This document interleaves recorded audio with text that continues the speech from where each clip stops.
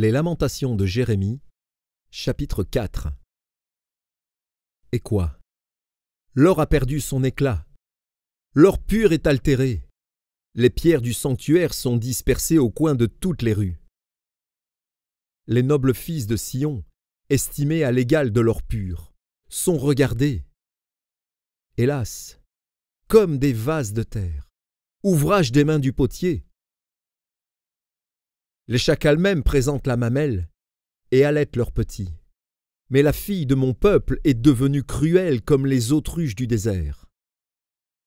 La langue du nourrisson s'attache à son palais, desséché par la soif. Les enfants demandent du pain, et personne ne leur en donne.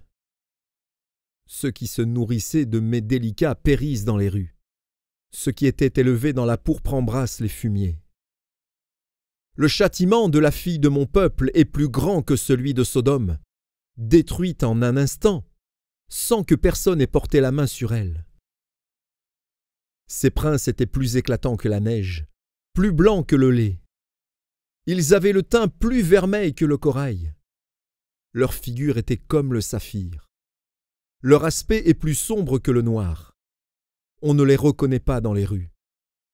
Ils ont la peau collée sur les os, sèche comme du bois. Ceux qui périssent par l'épée sont plus heureux que ceux qui périssent par la faim, qui tombent exténués, privés du fruit des champs. Les femmes, malgré leur tendresse, font cuire leurs enfants. Ils leur servent de nourriture au milieu du désastre de la fille de mon peuple. L'Éternel a épuisé sa fureur. Il a répandu son ardente colère. Il a allumé dans Sion un feu qui en dévore les fondements. Les rois de la terre n'auraient pas cru. Aucun des habitants du monde n'aurait cru que l'adversaire, que l'ennemi entrerait dans les portes de Jérusalem. Voilà le fruit des péchés de ces prophètes, des iniquités de ces sacrificateurs, qui ont répandu dans son sein le sang des justes. Ils erraient en aveugles dans les rues, souillés de sang. On ne pouvait toucher leurs vêtements. « Éloignez-vous, impurs !» leur criait-on. « Éloignez-vous, éloignez-vous, ne nous touchez pas !» Ils sont en fuite, ils errent çà et là. On dit parmi les nations, ils n'auront plus leur demeure. L'Éternel les a dispersés dans sa colère. Il ne tourne plus les regards vers eux. On n'a eu ni respect pour les sacrificateurs, ni pitié pour les vieillards. Nos yeux se consumaient encore, et nous attendions vainement du secours.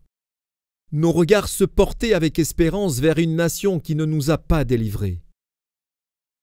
On épiait nos pas, pour nous empêcher d'aller sur nos places. Notre fin s'approchait, nos jours étaient accomplis. Notre fin est arrivée. Nos persécuteurs étaient plus légers que les aigles du ciel. Ils nous ont poursuivis sur les montagnes. Ils nous ont dressé des embûches dans le désert. Celui qui nous faisait respirer, loin de l'Éternel, a été pris dans leur fosse. Lui de qui nous disions, « Nous vivrons sous son ombre parmi les nations. » Réjouis-toi, tressaille d'allégresse, fille d'Édom, habitante du pays d'Ut. Vers toi aussi passera la coupe. Tu t'enivreras, et tu seras mise à nu. Fille de Sion, ton iniquité est expiée. Il ne t'enverra plus en captivité. Fille d'Édom, il châtiera ton iniquité, il mettra tes péchés à découvert.